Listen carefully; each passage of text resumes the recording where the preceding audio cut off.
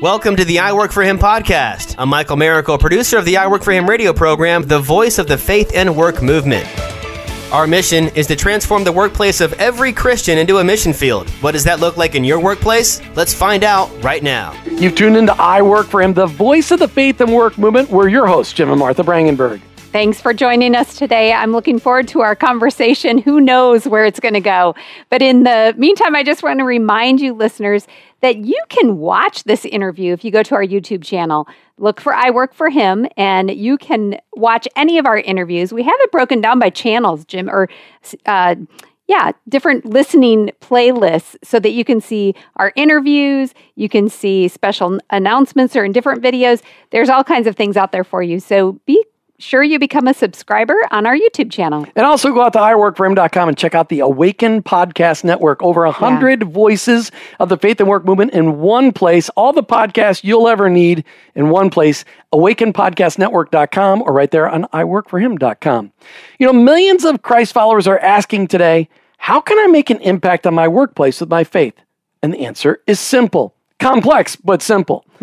Prayer. Prayer is simply the most powerful, impactful, eventful, insightful, and beautiful thing you could do to transform your workplace with your faith. But it doesn't work like you think it does. When you start to pray for your workplace and those you work alongside at work, who does the changing? Well, God does, but He does it in you first. I found out firsthand when I started praying for those I worked alongside, they didn't immediately change, but I changed, and it impacted them over time. Well, today we head out to Colorado Springs to hear the story of the president of B&M Construction, who considers herself the chief prayer officer of the company. Barbara Myrick, welcome to I Work For Him. Well, thank you. I hope you're still thanking us at the end of the interview. But listen, we're going to talk about how you connect your faith to your work and what it looks like for you to be the chief prayer officer at B&M Construction. But first, tell us how you became or why you became a Jesus follower. So I gave my life to the Lord, I think at an early age. I recall at 14, but I think it was sooner than that. And it was where I grew up at, the environment, the poverty. But my grandmother loved the Lord. Those grandmothers. Praying grandmothers. Whew. Praying grandmothers. Powerful. Praying grandmothers, and she would take me to church. And so I grew up Baptist and went to Protestant, and where they just believed and praised God all the time. So my grandmother was the one. And then I remember clearly, it was like 13, that I was at an event and it was a revival. It was a revival. And I went up and I just felt God's presence and the Holy Spirit. And I've just been a follower ever since. Mm. That's so great. And, we do love to hear about the grandmas because I tell you what, there is so much transformation that has happened in people's lives because of grandmas. So, our grandkids stand no chance. So I just want to encourage all the grandparents or future grandparents or the grandparents you have right now, keep on praying because the world needs you. So thank you for sharing that and inspiring us and reminding us of that value. So what kind of work does B&M Construction do? And what do you do there? So B&M is a general contractor and an electrical contractor. We also do space planning, design, furniture procurement, and moves. We have several teams. We have a team in Tampa, Florida. We have a team in Dallas, Texas. We have a team in Palo Alto, California, and we have a team in St. Louis, Missouri, along with our team here locally in Colorado. So we do a lot of government work. Grew up in the government, and we do interior build-outs as well. What I do, I am the visionary for the company. I've just learned that I can't be the integrator too, but I'm the visionary of the company. And it started with $500 in faith. And God had just grown it to a multi-million-dollar company. Praise God. So that's what we do. And we have a second chance program. We try to hire people that have records. And then we have an apprentice program that we try to connect with high school students that don't want to go to college and get into the electrical apprentice program. That is fantastic. That is what's missing in our society today. apprenticeships, second chance programs. I mean, what an amazing way for the church to minister to the community when you give people a second chance and then apprenticeships. That is the way you feed your whole life, not only a skill, but your whole life into them. You just get me all excited. We'll be right back with more from Barbara Myrick in just a second. Hey, I Work for Him listeners. Check us out on Twitter for the latest feed and links to amazing kingdom conversations at I Work for Him Radio. All right, we're back with Barbara Myrick, and she's the president and chief prayer officer for B&M Construction out of Colorado Springs, but also she said St. Louis, Palo Alto, Dallas, Texas, Tampa, Florida. What did I miss one? And they, Colorado Springs. That's amazing. You got all these places. That's great. I didn't know we were dealing with a national company. They're just this cute little company in Colorado Springs. When did you realize, Barbara, that prayer was the best way to impact your workplace for Christ?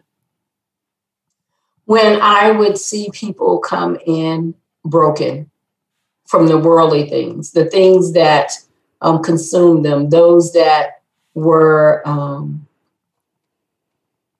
living above their means, those that were angry, those that were going to divorce, those that felt lonely, and just would come, and we would sit sometime and have rap sessions. I would call them rap sessions, and say, let's get together. Let me find out what's going on in your life.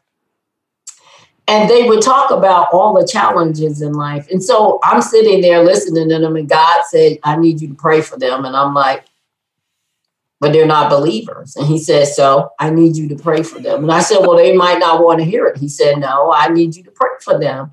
And so I started praying for them. And in the process of them sharing their pain and struggles, I'm looking at me saying, wait a minute. I have that issue because they were talking about family members, and I have that issue in my family. And I started sharing some of the challenges with my family that I have in my family. And I think the biggest one when some of them were addicts, and I shared with them that my husband was an addict and how I just constantly prayed for him. And so I shared my life with them and what I was going through. And then they just really just said, oh my God, so how do you get through this every day, Barbara? And I said, God. And they just looked, well, I'm not a believer. I don't go to church. I said, let's not get caught up in church because that's a building. I said, we are God's temple. We are the church. And I said, so, just ask God to forgive your sins and that you believe Jesus is his son and you're saved. And they said, is that easy? Is it that easy? I said, yeah, but then the work starts after that. Yeah. So I just found myself wanting to pray. And it took God to beat me up one morning to get me there because I'm on the prayer team at my church, but I was asked this woman came up to me one day and said, don't you want to join the prayer team? And I said, oh, I'll pray about it. She came back 2 weeks later and I said, oh, I'll pray about it. A month later, I said, I need to be honest. I haven't prayed about it. And I said, but I'll pray about it. And so one morning, my phone started ringing at 4:30 in the morning and people were calling for prayer. And I'm going up the highway and the people were calling for prayer. And finally, I just said to God, fine, if that means the phone stopped ringing for people to pray, for me to pray, I will just do it. I'll just commit to this, but please stop the phone from ringing. And ever since then, he's just like, you need to pray and have a 7:00 call. Everybody can call in the morning. And this is, you don't have to say your name or anything. And I'll just pray. I just pray for our week to start. And then I come in and we have a PM meeting. When we have our PM meetings, I pray before the meeting, and now some of my team members even pray for the meeting. Nice. I'm just like, whoa, Lord, look at there. So when you have people share with you the struggles that they're going through, some of your employees, and you say, can I pray with you about that? Have you ever had anybody say no? I had one guy. Now we're good friends. He even texts me now and say, bless you. And I was like, whoa. And I said, don't pray for me. No, I don't want to hear this God stuff. And I said, okay, you don't want to hear, but I'm still going to pray. And he said, you're not going to hold my hand. No, I don't have to hold your hand. Your blessing don't come because I hold your hand, but we gonna pray. Because he was just dealing with stuff. He was he served several tours over in Afghanistan, and he loved the Lord, but then he became angry after the war. And he didn't want to believe in God anymore. He didn't want to walk out his faith anymore. And then God sent him to me, sent him here to work. And I'm just like, he says, I don't believe in this God stuff. And I said, okay. And he would come and sit in my office. And I just said, well, you know, God says this. I don't want to hear this God stuff, but I would just pray for him. And now he'll text me now and then, hey, how you doing? God bless you. And I'm like, did you say God bless me? That's awesome. That's great. So even though he may have kind of rejected that in a sense up front, God's really opened the doors for that. And I think that's just so powerful. So as you've become the chief prayer officer of B&M Construction, what have you seen happen? What has happened there at the company?